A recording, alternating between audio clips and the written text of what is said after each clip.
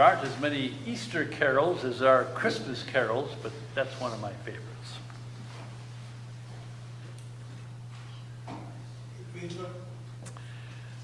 I don't like Christmas. You did like that one? Yeah, I like that song, Yeah. like that Krueger song. Got a long way for Christmas. All right. Perhaps you have heard the rumor, that George Washington was the first president of the United States of America. That he was president from 1789 to 1797. That this George Washington was born in 1732 and died in 1799.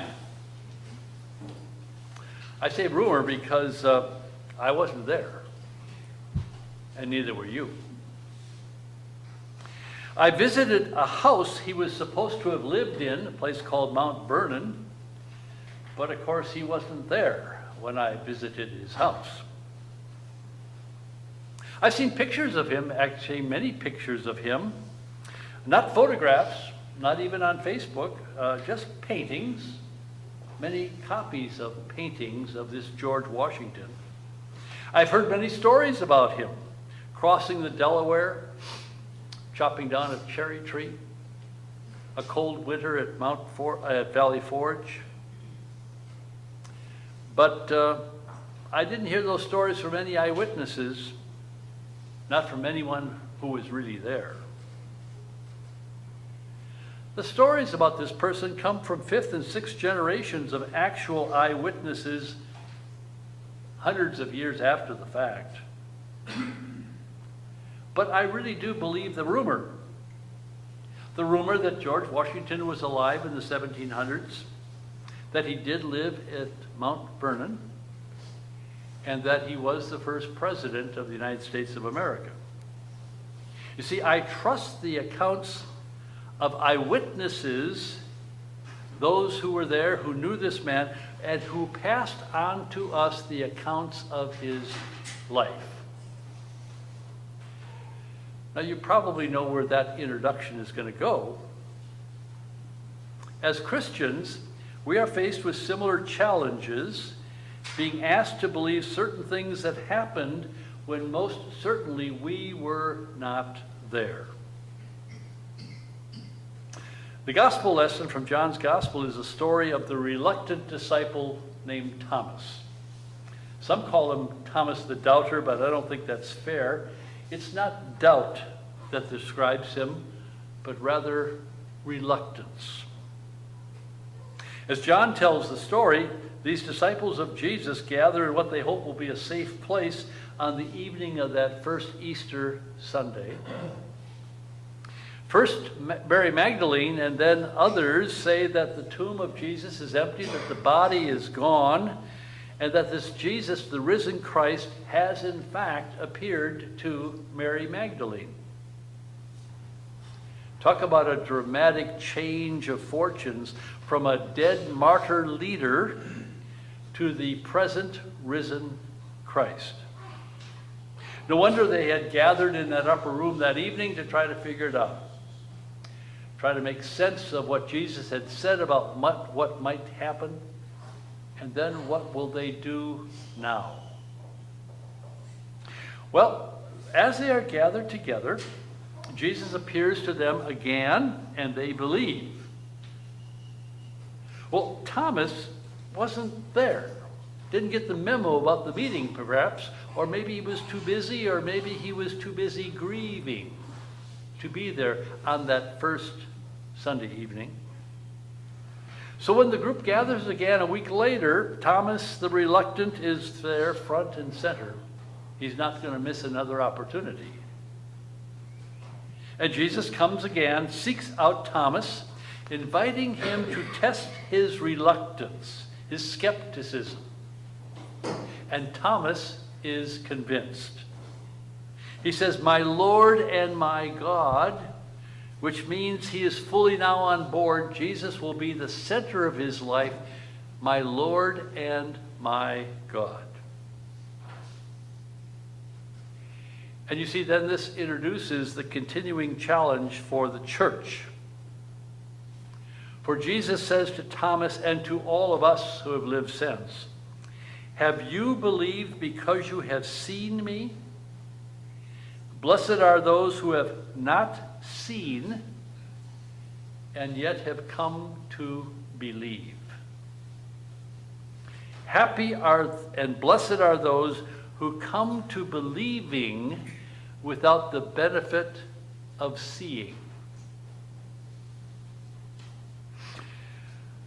In fact, we were not present when any of the stories of the Bible took place, none of them. We have a lot of stories about Abraham and Sarah and David and Elijah and Ezekiel and Daniel. We have the stories of Jesus' lifetime about Peter and about Paul and about Mary Magdalene. And they have been passed on to us generation to generation to generation.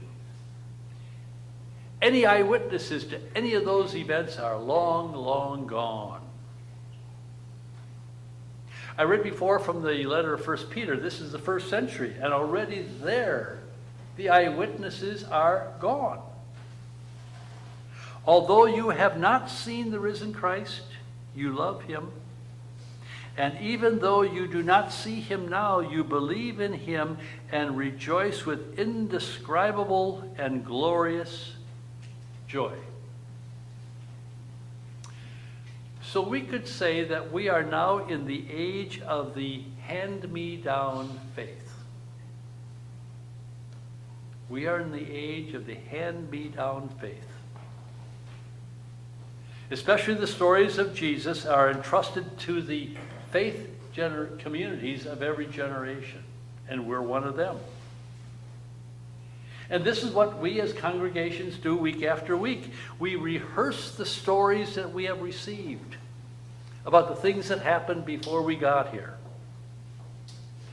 Not only do we want to pass those stories on to our children, we want them to be immersed in our lives.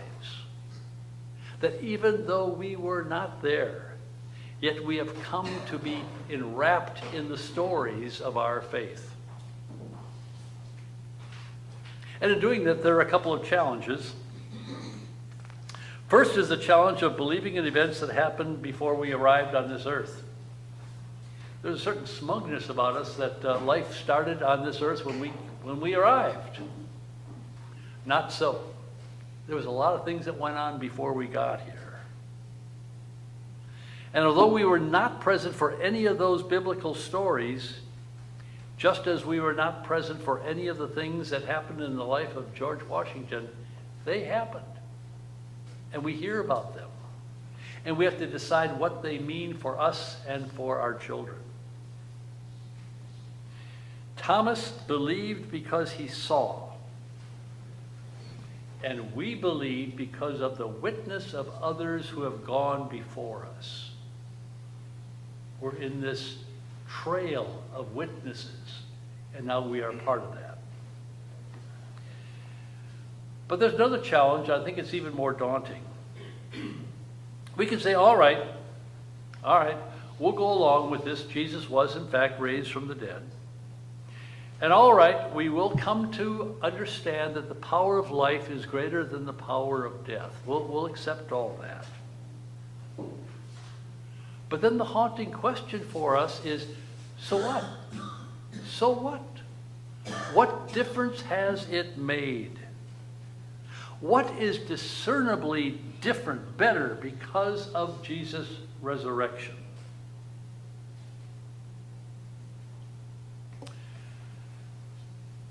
The enmity between the state of Israel and the Palestinians is as bad today as it ever has been, and that's for 70 years. Been going on for 70 years. They don't like each other. And these are all good faith people. What difference has the resurrection meant to them? There are multiple nations in our world today that have nuclear weapons capable of unimaginable destruction and annihilation, and we cannot well trust those who are in a position to make those decisions.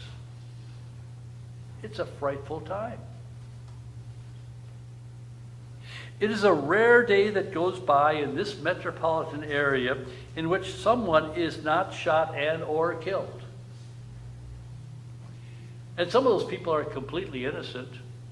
They just happen to be in the wrong place at the wrong time.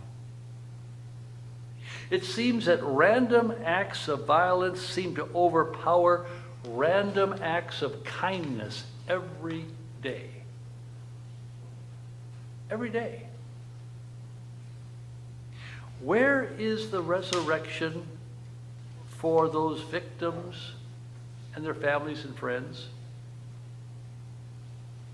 We can believe that Jesus was raised from the dead 20 centuries ago, giving birth to a community faith like ours, to us, and we who proclaim the resurrection faith can say, but is this a better world than the world in which Jesus lived?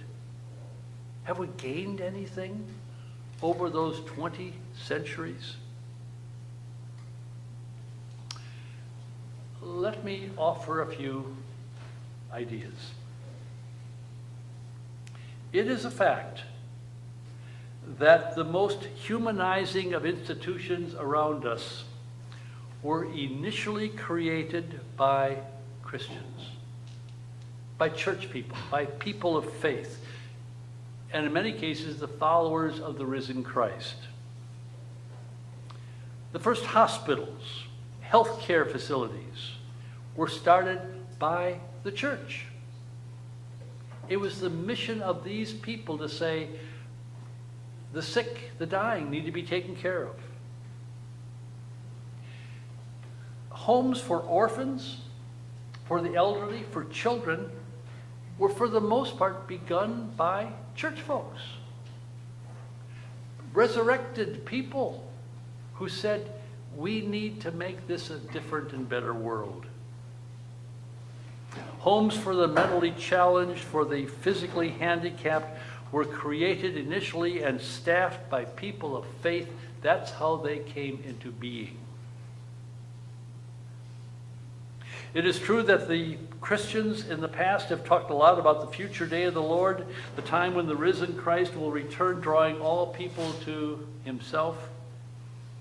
But while they talk about that future time, the church has also been immersed in the messy present, in the struggles of fallible people dealing with fallible people, caught up in the complicated problems of daily life and the foolishness and evil that is around us. In some cases, Christians have created alternative communities, practicing values that challenge the status quo, that say there is a different and better way to live in community. Christians of the resurrection have been in the forefront of the peace movements throughout history. And you can say, but what good has it happened? It's the witness. There is a better way. There is a better way. Christians have been involved in concern for people in jails and prisons, institutions of punishment and isolation, saying there is a better way. They're still people. Reminding us that for the toughest of Jesus' teachings, that love and forgiveness and compassion is to be extended to the neighbor and even to the enemy. And we struggle with that one. So eyewitnesses we are not, but we follow in the faith tradition of those who have passed on the faith to us in our own time. We are the hand-me-down people. And we live our lives in a peculiar way, we who are Christians, a bit odd, a bit eccentric, because that really is the Jesus way. We have decided that we will be on the side of the powerless and the outsider, for that's where Jesus was.